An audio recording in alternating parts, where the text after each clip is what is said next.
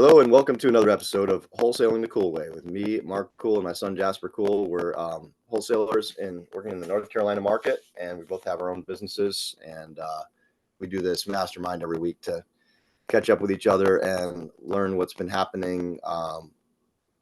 Check in about our business victories and challenges, and hopefully we can share some stuff that'll help people out who are listening. So. I guess normally we start off with education and inspiration. So anything, Jasper, you got from books or podcasts or anything like that for the week that you've learned from or been inspired from? Yeah, definitely. I started this new book. I finished that one, the Truett Cathy, The Wealth, Is It Worth It? That was a good book. Chick-fil-A guy. Yeah, kind of reminds me of Think and Grow Rich, like books like that. It's just a good philosophy book that shares his Yeah. philosophies on building companies. So I enjoyed that one, and it's really easy read. I flew through that one. But I recently started this book this week called Buy Back Your Time by Dan Martell. I was really enjoying that one so far. And it's just about that, it's kind of like who, not how type thing. But Yeah. one of the things I like that he shared is finding your actual buyback rate, which is what he calls it. But what he says is that if you use 2,000 hours as an example for, that's 40 hours a week for a year. So if you use that as an example, and then you just divide what was your revenue last year, divide that by 2,000, and then divide that by 4, then that is your hourly rate that essentially you make from your business. And so he said anything, he divides it by 4 because he says anything that's 1/4 of your hourly rate, like you can delegate that. So for example, if you make $100 an hour, anything, or sorry, you can hire someone that's $25 an hour or less to take away any of your tasks. That's his philosophy. Yeah. And so that was interesting for me because obviously we work with virtual assistants and they're fairly inexpensive, and so to kind of see that bar increase to where I could get much better virtual talent for 25 bucks an hour, or even possibly American talent for that price. That was kind of inspiring for me to see. And he uses that because he says that anyone you bring on should generate you at least a 4x ROI. So that's why he says 1/4. So that was interesting. And I'm a couple chapters into that. That was I think the main takeaway I got from it. Another one that he talked about was just the 5 different killers. I can see if I could pull it up real quick so I don't butcher it. But he said there's 5 killers that challenge entrepreneurs, and I identified with a couple of them. So that was kind of a problem. But I'll read it real quick just in case anyone's interested. But number 1 is the staller. That's what he calls them. So number 1 is a staller, which is you sabotage your own success by hesitating on big decisions. Number 2 is the speed demon, which is the opposite. You make rapid decisions such as hiring the quickest, easiest, or cheapest option. Then you find yourself back in the same position again. Number 3 is a supervisor. You fail to properly train, micromanaging others, failing to empower them to grow and learn. Number 4 is a saver. You have money in your bank account, but you don't understand the value in investing in growth opportunities. You let it grow like a nest egg instead of investing in your business. And number 5 is a self-medicator, which is you turn to food, alcohol, other vices to reward yourself when you have success. Then you rush to the same destructive activities to escape pain in the future. So those are his 5 killers of success, and I identified with 2 and 3, which is the speed demon, which sometimes when I need to hire someone, I'll just hire them as fast as I can. I don't go through the proper training and stuff, which is number 3 and number 2, so both of those. And then I end up back in the same position in a couple months when I feel like things aren't working out, and then I go and put a band-aid on it. So in the past, that's I think that's been my pattern. So that's good for me to read and recognize, so that I can resolve that in the future. But I've been enjoying that book so far. So that's kind of what I got out of that so far. Yeah. Um, Sounds good. yeah, and then I listened to one with Alex Hormozi recently. I'm trying to find the exact name of it. Um, it was about preparation. It was about preparation, and I really enjoyed that one. So ironically, I should have it pulled up because it was talking about preparation. But Yeah. what he shared is that he was just sharing the impact of preparation. And I think he used the same ratio, which is like 1/4. But he used a ratio, like, for example, if you have a 60-minute meeting with your team or something, just taking 15 minutes to prepare can have a 10x impact on that meeting. And Yeah. so he was using multiple examples where it can really have a huge impact, whether it's a meeting with your team, whether it's a sales call, or meeting with a new vendor, anything like that. And he shared an example of like if you're getting on a sales call with a new company, for example, and you hop on the sales call, most of the time, the first 5 to 10 minutes, at least for me, when I hop on these Zooms with a new vendor or something, most of the time, the first 5 to 10 minutes is the person on the other side. They're asking me, oh, like where are you based out of? All this sort of stuff, just small talk, kind of trying to build service level rapport. But he took it a step further. He was like, what if instead of doing that, you took 5 to 10 minutes before the meeting, or he said, it's even better to show up 5 minutes late and be really well prepared than to show up on time and kind of waste time with that small talk. Because he says, what if you got on that same sales call and they're like, oh, hey, Jasper, I see you're in Scottsdale, Arizona. How do you like the Suns? Or how do you like this? How's your girlfriend doing? How's your dogs doing? Like, I saw you just hike this mountain or whatever. Like, just taking the time to look them up on social media, look up their website, look up, like, oh, I saw you close this deal in this area. My family's from there, like stuff like that.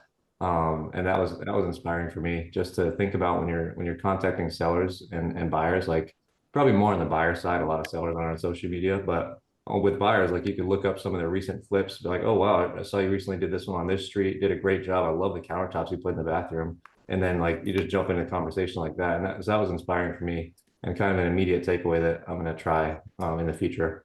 I think probably more when you're interfacing with buyers, it's probably easier to look up some of their past stuff than with sellers. But that was a cool takeaway that I got from that. So I can stop at Yeah, that. Just those two. nice. Good stuff. Um, yeah, I didn't do much. I just was doing one audiobook this week, which is called Bank on Yourself, which is another tangent of the infinite banking concept using whole life insurance to build wealth. So I've just been doing a deep dive on that in my world.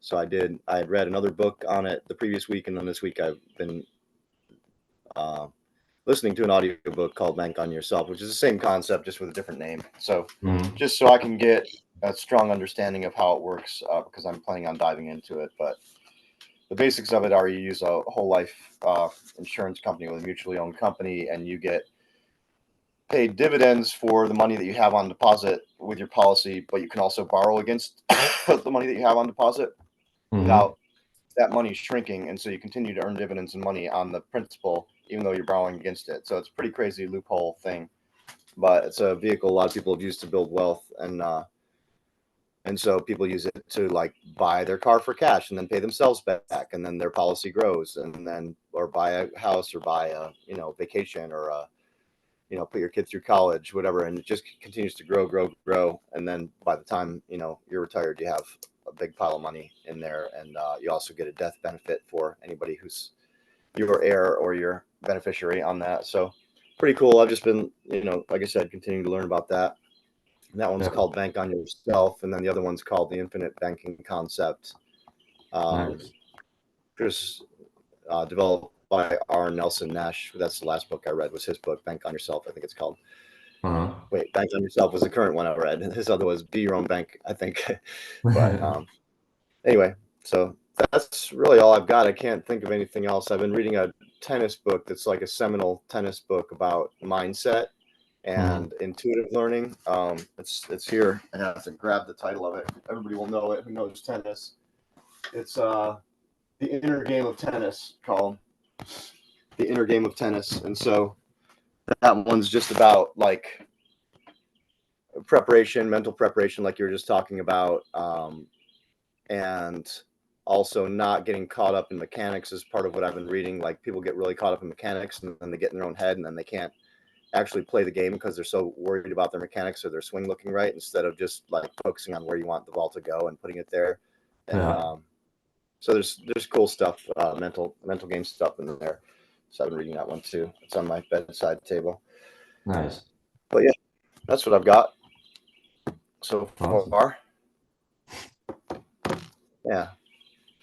So then we'll segue into business check-ins. So that's just how things are going with business this week, victories, challenges, KPIs, any tools or tips or tricks for the week, lessons, that kind of stuff. Um, you ready to lead off with that, Jasper? Yeah, definitely. So I guess I'll start with my KPIs. and I'll go into the rest. So for this week, we put out 149 offers, 154 new leads came in. We contracted, sorry, one second. We contracted 2 this week and sold 2.5. One of them we got a price reduction on, and then we sold it. So it's like a resale kind of. So we sold, I'll just say we sold 2, contracted 2, and then like I said, 154 leads and 149 offers. So that's our KPIs for the week. We didn't close any this week. I did have one, I guess I could start with challenges. So the one that I was supposed to close was a bit of a bummer for me because it was a good profit deal for us, and everything was ready. The buyer was going out of the country actually for about a week and a half. So he ended up funding and everything on Friday before this past week. So it was like about a week and a half ago he funded this one. Um, and then I had the seller docs ready and everything, and I was reaching out to the sellers trying to get things to sign. In this case, we had 2 separate signers because it was a older woman, and then her son was the one I was working with because she was, she's battling cancer and stuff. And so I was kind of going through him, but they also live a few hours apart. She was in Wilson, and he's near Charlotte. So I had to get two different notaries and stuff, all the stuff set up. Anyways, long story short, um, I guess it was an oversight on their part, but basically she's on Medicare, and so this was news to me. But on Medicare, if you get bumped out of an income threshold, you no longer have Medicare, and they cancel benefits Oh, immediately. wow. So to me, I just think that's insane that they would do that to someone that's going through care like that. But anyways, basically, if they were to sell this house, they would immediately bump out of Medicare, and she's literally has stage 4 cancer, and she wouldn't be able to pay her bills.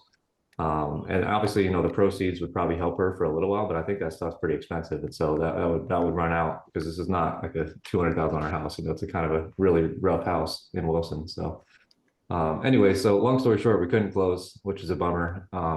At first, it was like a really big deal for me, and then the buyer was cool about it, and the lender luckily had not sent in their funds, so I didn't have a repeat. Because if you guys remember, there was a deal earlier this year, and the lender sent in the funds and would not take them back, so it made things more difficult.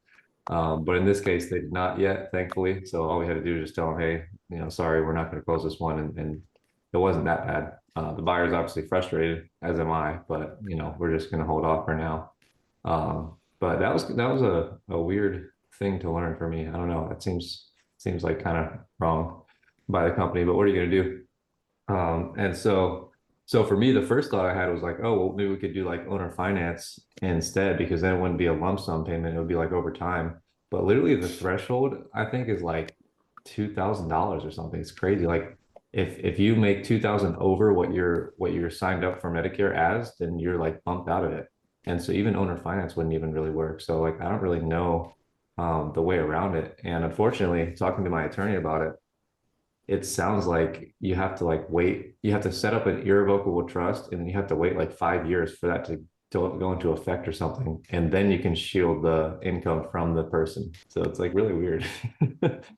So I don't know if that deal is ever going to really close, but that was kind of a bummer because that was a good profit deal for us, and buyer was ready and everything. But maybe it'll come along in the future. Yeah. Uh, Yeah, it seems like there'd be something you could do with a trust, or some accountant could figure something out, because there is like a one-time exception for capital gains too within the tax laws. So there might be something in there. yeah, I don't know. It was weird. I mean, yeah, it was weird. I tried to do some research on my own. I asked my attorney and stuff, but and he was, the seller was working with his attorney too, and he couldn't find anything as of yet. So, I mean, we'll see. Um, but yeah, they actually did set up a trust though. But let me see if I can pull this up just in case anyone runs into this. Um, yeah, so it looks like the seller set up a trust that was revocable trust instead of irrevocable, and that was the issue. So Uh-huh. if you set up a revocable trust, apparently the income is not shielded or whatever, and it's still like tied to the person. But if you set up an irrevocable trust for whatever reason, um, that's like the one that's more protective of your assets. And so then what my attorney told me is that because the property was conveyed to the trust less than 5 years ago, then it still is subject to that thing for whatever reason. So to have it not count against Medicaid, all rights would have to be conveyed more than 5 years ago to an irrevocable trust. And so he said, like, they could set up an irrevocable right now, but it's not going to make a difference because So there's two sellers, right? They still have to wait 5 years. Yeah, there's two sellers, and that's what I suggested to this dude. I was like, dude, how about we just Yeah. have your mother sign something that says the funds will just go straight to you? And he's like, oh, I don't want to get bumped into a different tax bracket. And I'm like, dude, you get bumped into a different tax bracket and your mom loses Medicare. Like, what's worse? But for some reason, he didn't want to do that. So that was really weird to me because that was my first instinct. I went down multiple solutions that I tried, but I was like, dude, how about we Yeah, just that send would the be funds? what Yeah, how about we that just would send the be a funds to you? no-brainer. How about we just send the funds to you? And he's like, oh, that's gonna bump me up on this different tax. And I'm like, dude, you're still getting profit, like you're making money, but I don't know. Some people are interesting. Yeah. So yeah, it's on pause for now. I hope that this is not like some elaborate excuse to try to sell it to someone else. I don't think that's what's going on. I don't think that's what's going on, but you never know. You know, you can never be too sure. So anyways, that's just kind of a long story, but that was my main challenge this week. I was looking forward to closing that one. Um, and then I guess my other challenge I've been dealing with has just been kind of trying to analyze which properties to take down and which properties to not, because I really want to start taking down more properties. I was doing some analyzing on last year's deals and stuff, and my biggest profit deals by far were the ones that I purchased. And so far this year, I've only bought one. I bought it in New Bern, which is a terrible market, and it was kind of stressful. So I haven't Yeah, I bought remember another that. one. I haven't bought another one yet this year, but I need to. And so I've just been looking at my deal board and trying to decide which ones to buy. And I have one now that I think I'm gonna end up closing on next week, and then listing that one on the market.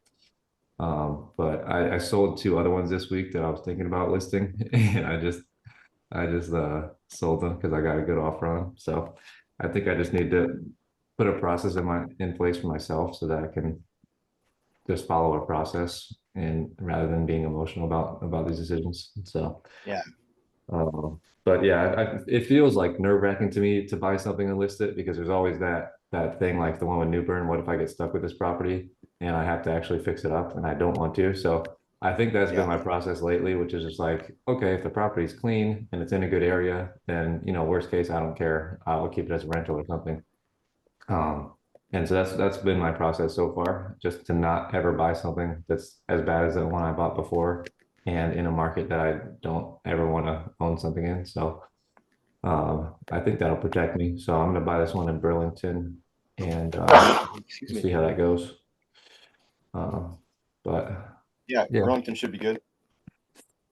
but yeah, that's enough of that. I'll do victories for this week. We got a reduction, and again, thanks to Matt, I tried to have my acquisitions do the reduction again, and he followed that script that Matt gave us. He gave them the same script. He followed the script. It worked great, and we got a reduction, and we got it sold, and hopefully it close next week. So that's awesome. Awesome.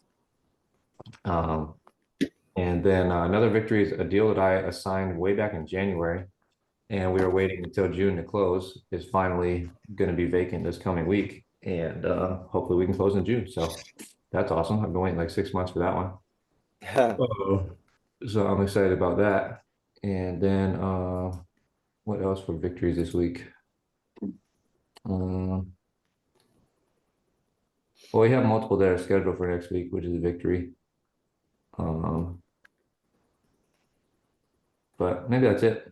I don't know. Oh, that was fun to send you that sub two deal this week. That was awesome. That was fun to Yeah. listen to your call with that guy and see how that goes, and hopefully send you more leads like that. So that was exciting. Yeah, I still haven't gotten back to him with the crunched numbers because I did one round of it, but I gotta check back with him. I got his information about the mortgage and the rental and everything. Awesome. So now I have to see how it's gonna work, Yeah. and then I'll get back to him first of the week. Oh yeah. But yeah, I guess my other victory that I could share, especially for those listeners, is that we were on our weekly mastermind with Matt, and he shared this new dispo tool, which is called Investor Base. And so I'm sure that you could post a link in the YouTube description, and maybe we could have a discount code for it. But I think if you use the code, you get $100 off your first month. So we could set that up in the description for anyone who's interested. But I've tried Investor Lift in the past, and this seems to be a very similar platform for 10 times cheaper. So yeah. I think we both signed up, and I used it Oh yeah, this I week. signed up same day. Yeah. Yeah. And I used it same day after I signed up on this Burlington deal that I mentioned actually. And this was a deal, like I said, I'm considering buying this one anyways, but I don't want to buy something where I have zero offers on the wholesale side, and that's where it was at. And I was kind of having a red flag because I was like, why did no buyers want this? Maybe I shouldn't buy it. And so I reached out to a bunch of people on this investor base. And first of all, with the exception of one person, every number was correct, the first phone number.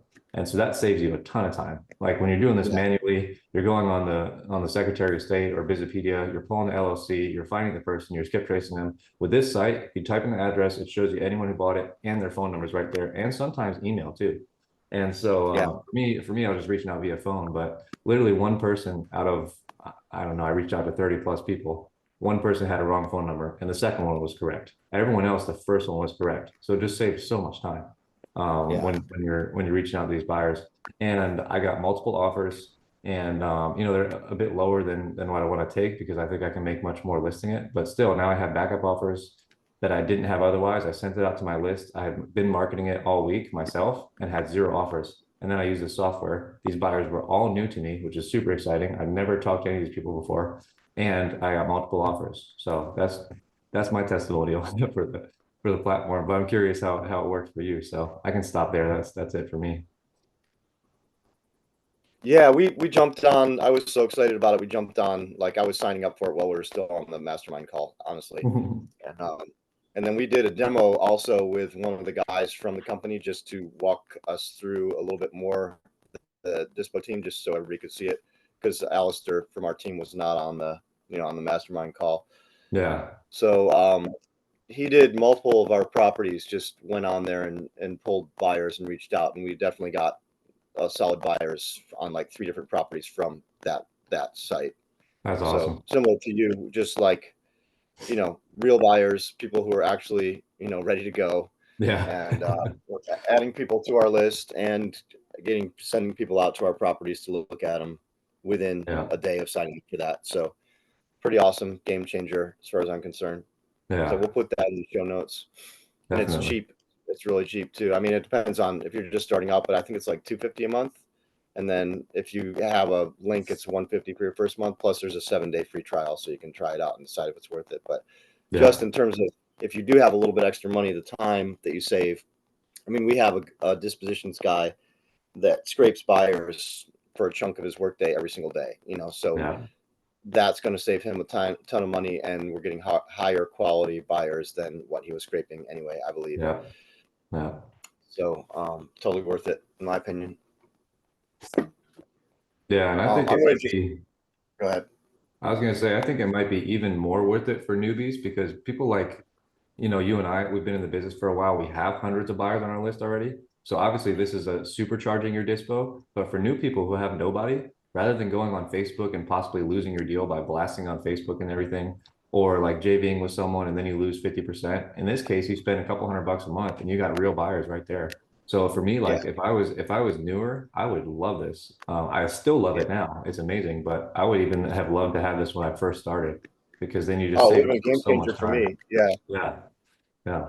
So that's been one of our struggles for years. Is like having a substantial list of quality buyers. Like it's an ongoing thing where you're always trying to add people. yeah, So yeah, it's a big. It solves a major problem for wholesalers. yeah, definitely. And the interface is really nice too. It's very simple, very easy. There's a built-in CRM where you can track your buyer relationships and the properties that you're working on, and just very, very user-friendly and easy. You can jump right in there, and it's intuitive. You don't need to like have a big learning curve. So I always appreciate that too. Yeah. I'm gonna pour my tea. You might notice I have a little bit of a throat thing, so I'll pour my tea and then I'll jump into my.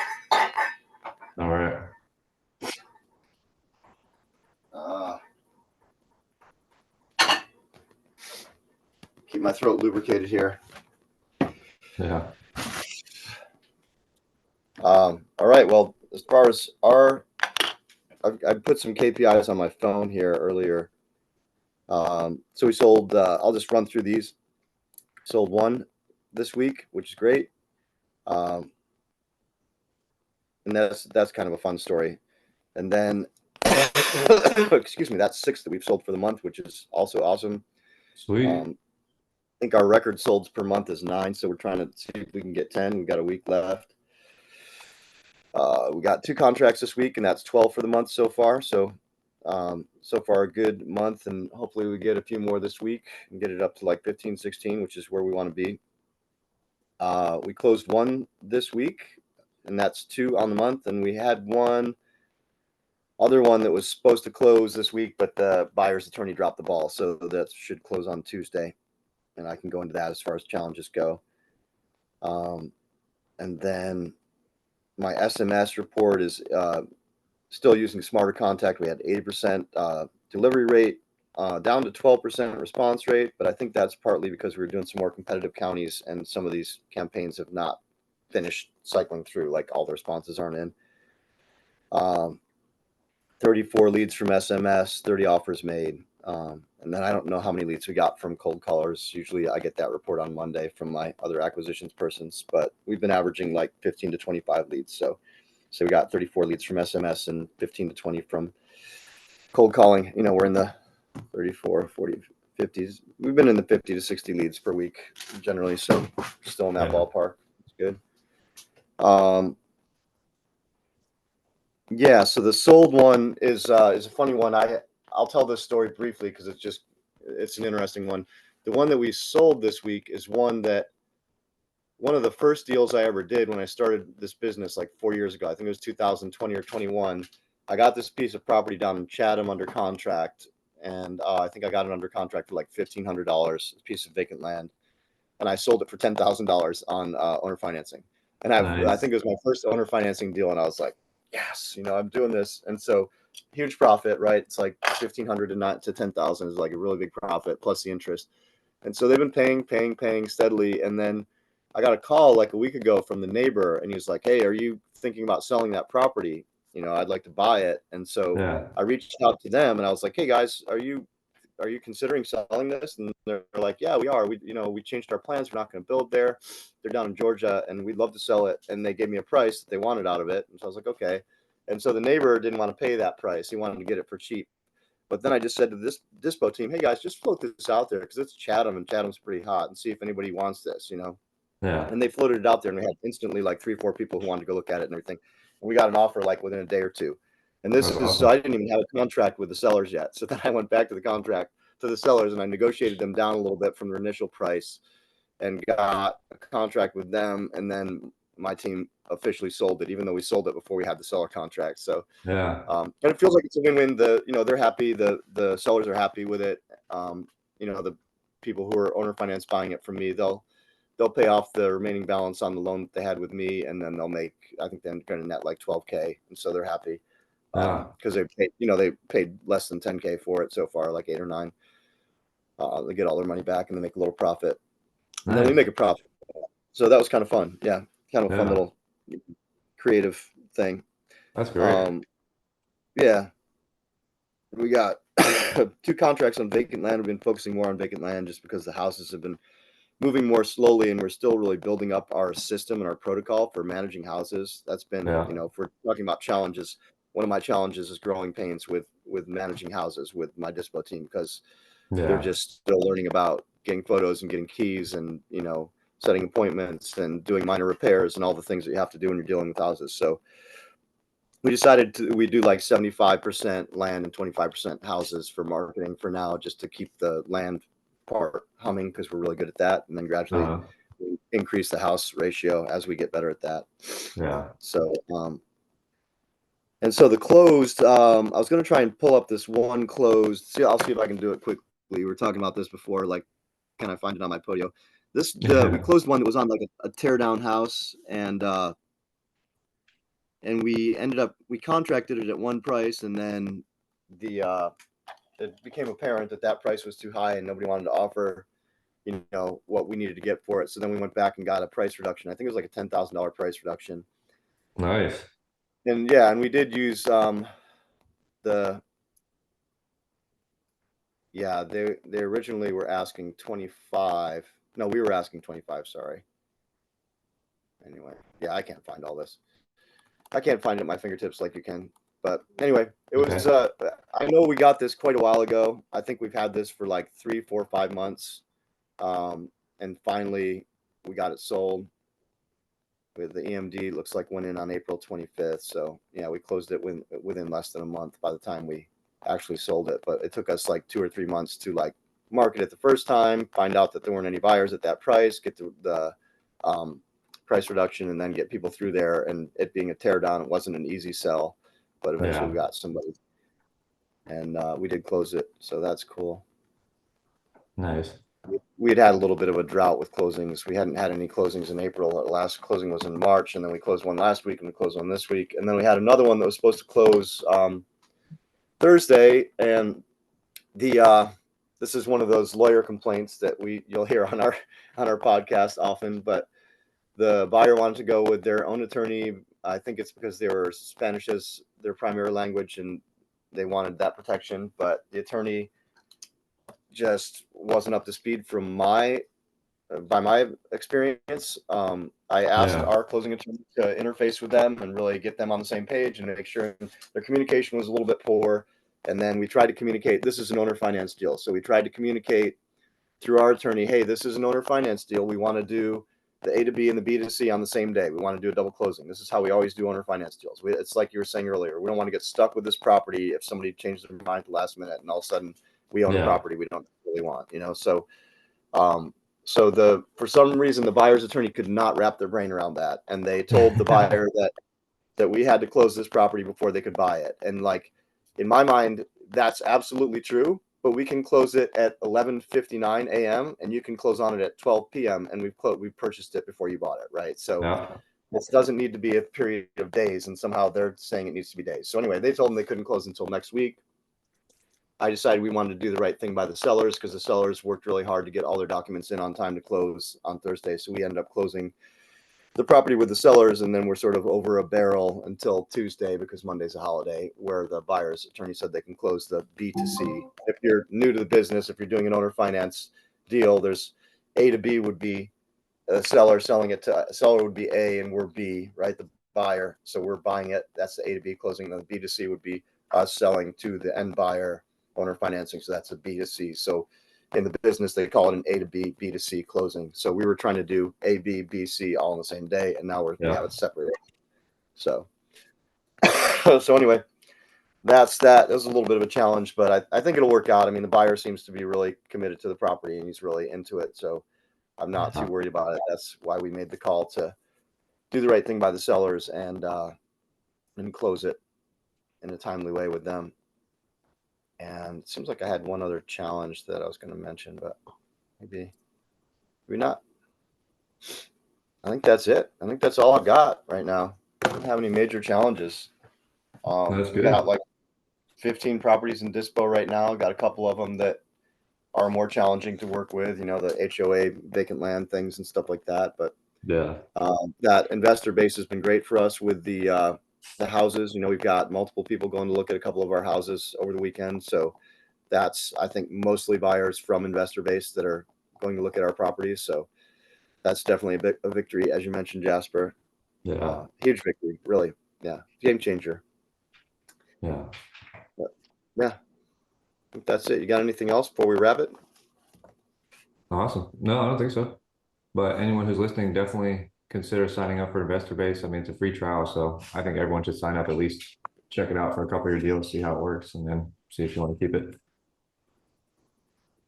Yeah. Yeah, because you get the 7-day trial, so no reason not to.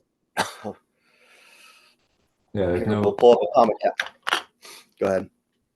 I was just gonna say there's no risk. You can just try it out for the trial and you can cancel if you don't like it. But Yeah. I will continue to keep everyone updated on how I like it. Excited to try it on some more deals.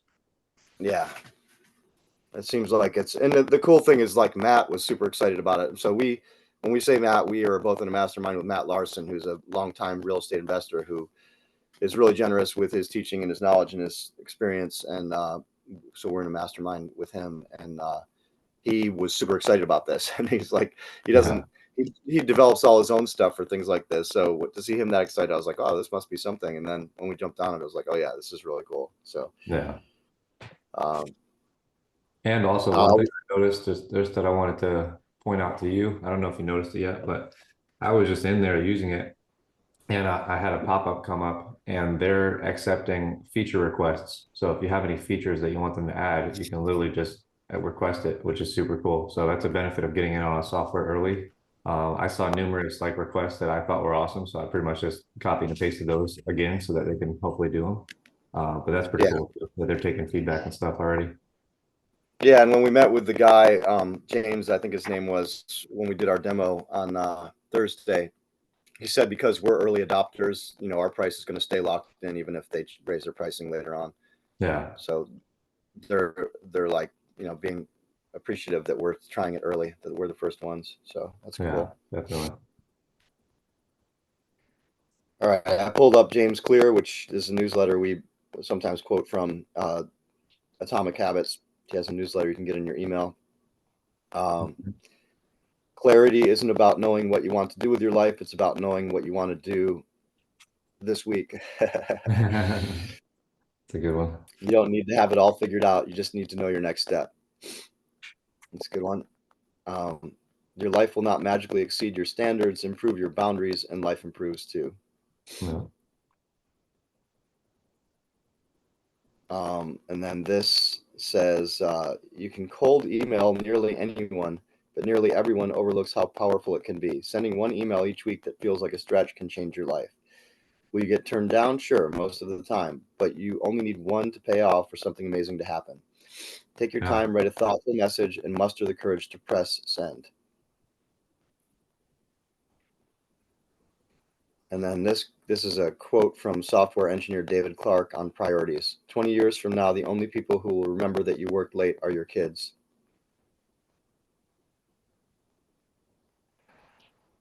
And then I'll read the question because the other quote's long. What is something you would be proud to fail on if you had the courage to attempt it? Nice. Yeah. That's a good one. And I think that is a wrap for the week. Yeah. Thanks for listening. If you have any suggestions or requests, please drop them in the comments. We're happy to help and bring other stuff into the podcast that is of service to people. We'll try and put this stuff in the show notes that we mentioned here. And yeah, we'll be back next week. Yeah. Have a great week, everyone.